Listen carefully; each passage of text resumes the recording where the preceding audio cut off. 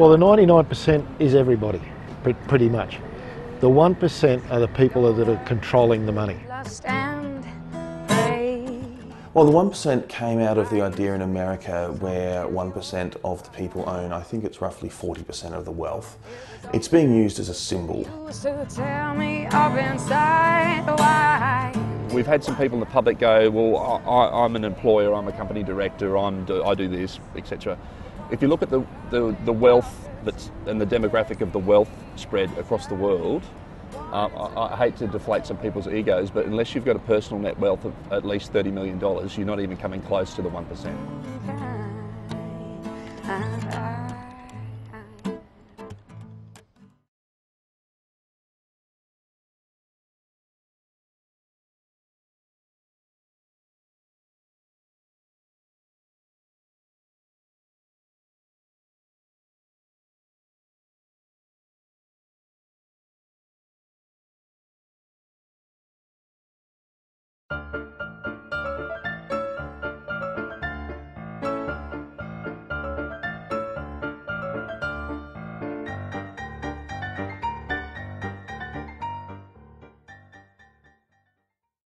I was born in Sydney, military family, raised part of the time by foster parents, so I've had quite a mismatch of things.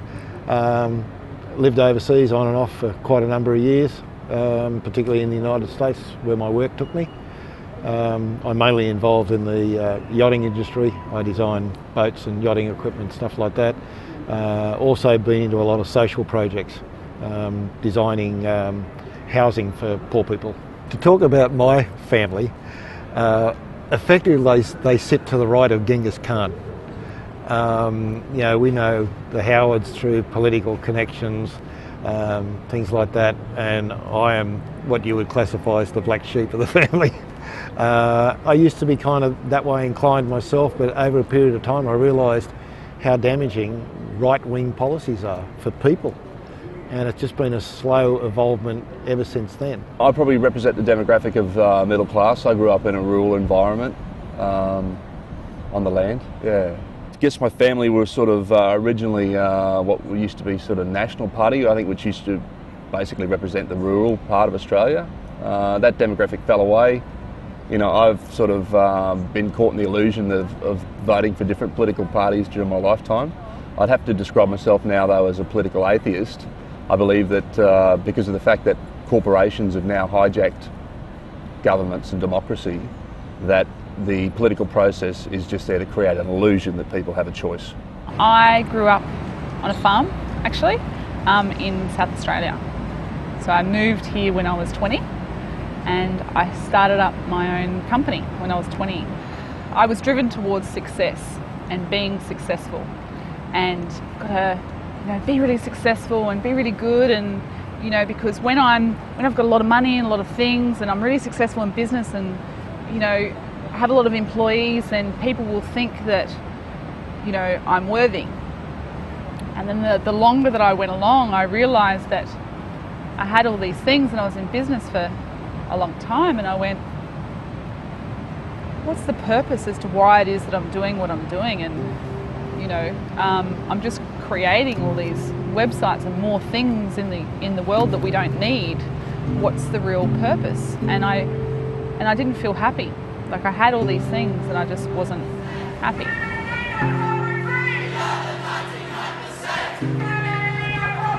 We are the 99%. We are the 99%.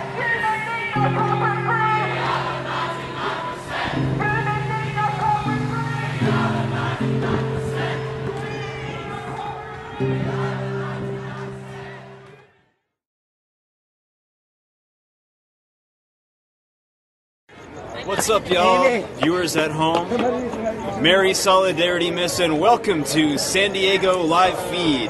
RGA is about to start after a few mishaps with losing the agenda. And on tonight's docket, we will be carrying over last night's discussion of where the boundaries of personal action and GA jurisdiction collide. An organisation in Canada called Adbusters were the ones that kind of started it, as far as I'm aware. first I'd heard of it, and then the hacker group Anonymous also picked up on it. And so I knew it was coming, but sort of didn't know, really what to expect. And then of course it just exploded over there. Something activated in me when I saw that. I actually felt inclined to go and fly to the US to be part of that. I felt so passionately about it, in as much as that it was started with basically 9 people, and it got no media attention whatsoever until 700 people got arrested on the Brooklyn Bridge. Then they called, that it was going to start all around the world, and I thought, well, I've got to get involved. I believe in not only talking the talk but walking the walk, and through that I met other people that were also planning on doing it, and we all got together, and this is the end result. The Brisbane organisation, actually 2 different organisations, started at the same time, both of them not knowing about the existence of the other until it hit Facebook. All these people started coming in, and then I thought, oh my God, what have we created? We've actually got to put up this event, and it was a lot of hard work to actually organise to get it all set up. There was a lot of research with sovereign law, setting up how we're going to work with the Brisbane City Council, what's going to happen on the first day when we get there. There was a lot of things, like with the website and the Facebook group. So is it what I envision? Yeah, I guess it is, but the reality of the real world problems that we face is it's a lot more difficult to walk your talk, and it's uncomfortable going through those processes, but it has to happen for the world to evolve.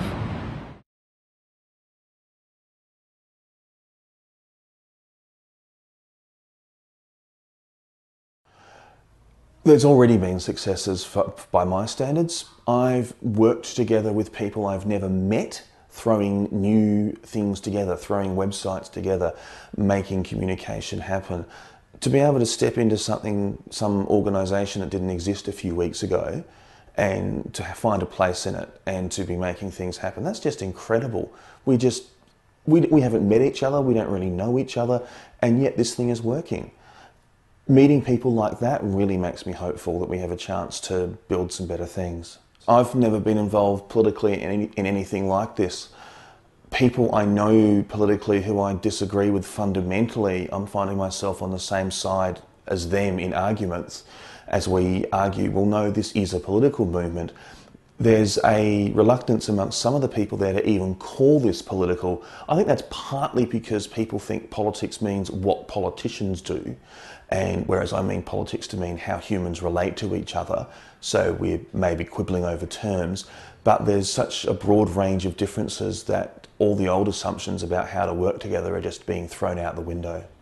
For some reason, people who are organising our event seem to have quite good relations with the police. There's one gentleman in particular who's doing the police liaison who seems to be dealing with them very well. We've had no real trouble from the police, no real trouble from the council. I'm not exactly sure what's driving that, but it's very refreshing when you consider the violence in Sydney and Melbourne. No more breaking around.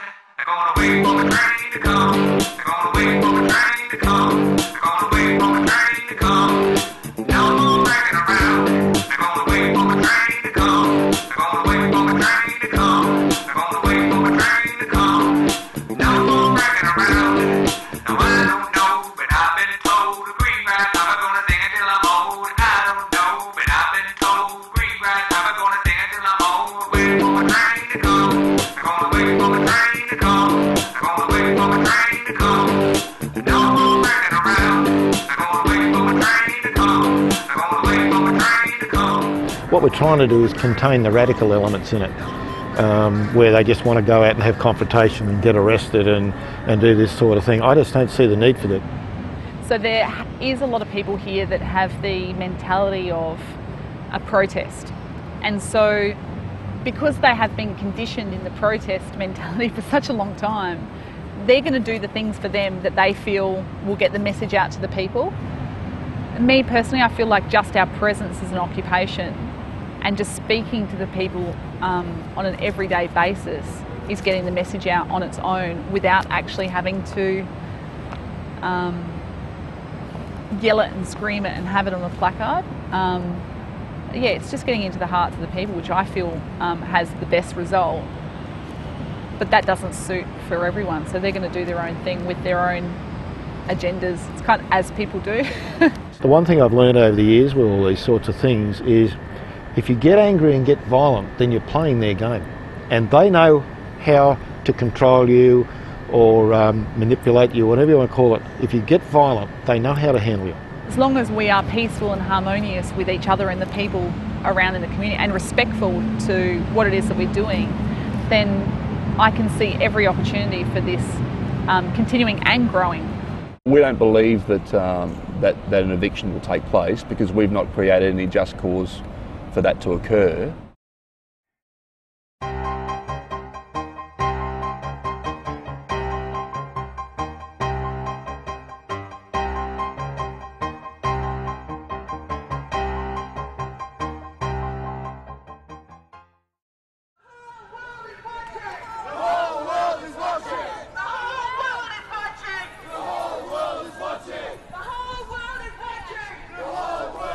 I state that you are committing an offence under Council's Chapter 9 Parks local law.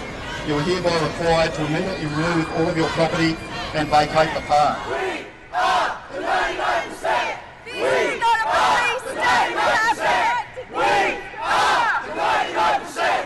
We are the 99%! What are my rights? Who are you protecting? Who are you protecting? Come on! We are the 99%! I'm down here at Post Office Square in Brisbane CBD, where a number of protesters have just been evicted from the park behind me. Basically, we've been served by the Brisbane City Council with a notice under a federal law for parks and gardens that they're taking action. I've had discussions with the police that are in charge. They're basically operating and taking directions from the Brisbane City Council. So this is an initiative on their behalf. They've basically given us only 1 hour's notice to move all our property, etc. and persons off the site. The group's police and council liaison, Thomas Brooks, has been very supportive of the authorities' willingness to liaise with the protest group since the beginning of the sit-in. But after the surprise eviction this morning, he slammed council's handling of the issue. It's a breach of trust, and that's why this is going down. If the police had have kept their word and their promise that they told me they would let us know what was going on, this wouldn't happen. This is a reaction to a breach of trust. Many of the protesters chose to pack up their belongings and leave the square without a police confrontation. They marched as a group, carrying what they could to Queen's Park, where they have assembled and are now waiting for the nightly general meeting to decide the occupation's fate. A handful of protesters chose to stay at Post Office Square and staged a sit-in before being forcibly evicted by police. 4 of the group, including Occupation Coordinator Paul Seals, were taken away in police vehicles, but 3 were later released without charge. A lot of people went into upset around that happening. You know, being physically removed by the police force because of the fact that some people had a lot of trust in the fact that we weren't going to be, that we believe that we had every right under the Peaceful Assemblies Act.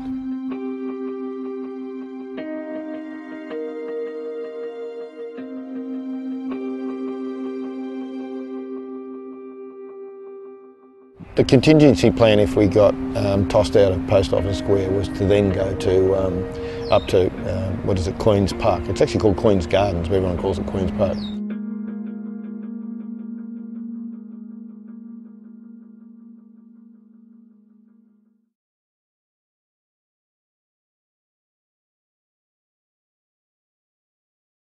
So we got up there, and the General Assembly that day went pretty good. There was a little bit of angst going on, particularly with a couple of people from the Socialist Alternative again. I received a phone call saying, Kate, you've got to get down here now. The General Assembly's, I'll be completely transparent, is being hijacked by a political group. I went down to Queen's Park and there was a lot of division amongst the group.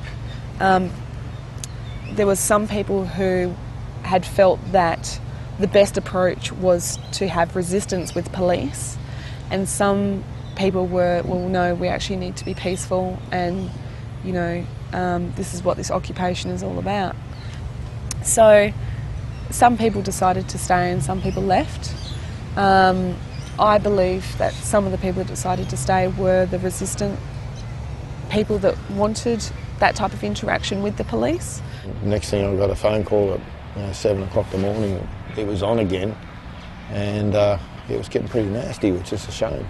And then from there, they were forcibly removed. I think there was about 20 arrests or something from there in Queen's Park. And then that night, then they went to Roma Street Parklands, and then they were evicted from there and issued with about $4,000 worth of fines. As the original organisers, it's just not what we stand for. You know, we stand for a peaceful occupation. It's all about teaching people about what the occupation is about and sharing our knowledge and getting people involved. And when you act with resistance and violence, it's not how you get your message out. So we were speaking at that time about distancing ourselves from that type of behaviour.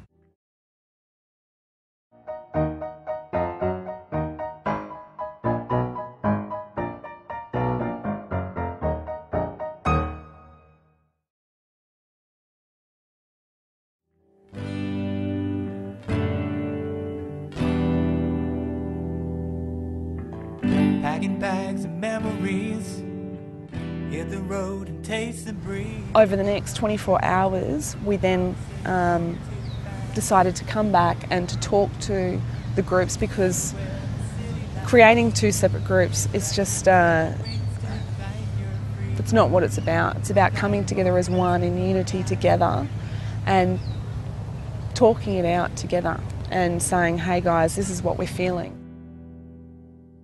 Yeah, and then the Friday night, of course, was the next General Assembly, and here we went with the Socialist Alternative again, where they put up a motion for myself and Kate not to speak at the rally.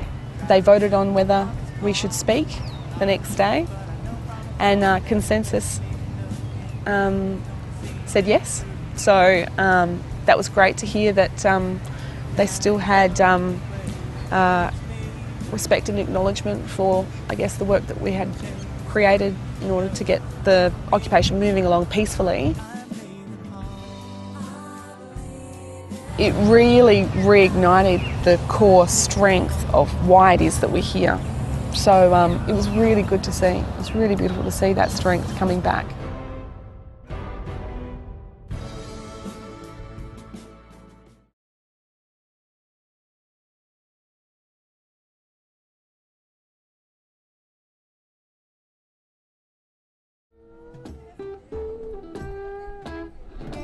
We've sort of been through the mill, and we've come back and regrouped again, and we're forming relationships with the local Indigenous people in Musgrave Park. They've got a rally on this afternoon. They've asked us to join with them, and we're just, as far as the organisers, the original organisers are concerned, we're just we're just backing each other and going through the motions, moving forward, and helping them and being there for the people as much as we can.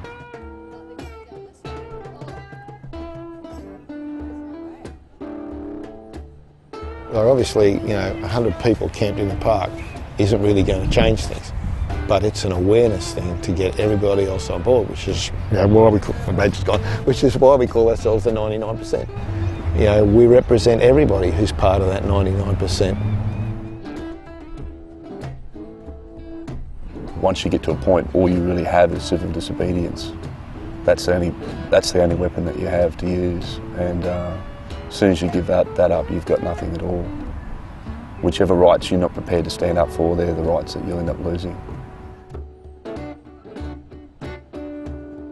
I've waited my whole life for this, to see something that has the possibility of making a change.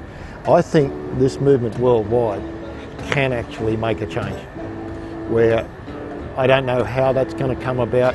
I can't see the politicians and the corporations, just all of a sudden rolling over. I think people all around the world know that these people that run these banks and these corporations that do the wrong thing, everybody knows that these people are morally and ethically bankrupt. And that's really what it comes down to. These people have got no conscience. So I don't see them rolling over very quickly. But where we go from here, I really don't know. Einstein said this perfectly when he said, you cannot find the solution at the same level of what the problem was created at. So it's a start, which is brilliant, which is just what we need as a world anyway. We just need to start, and we just need to start somewhere.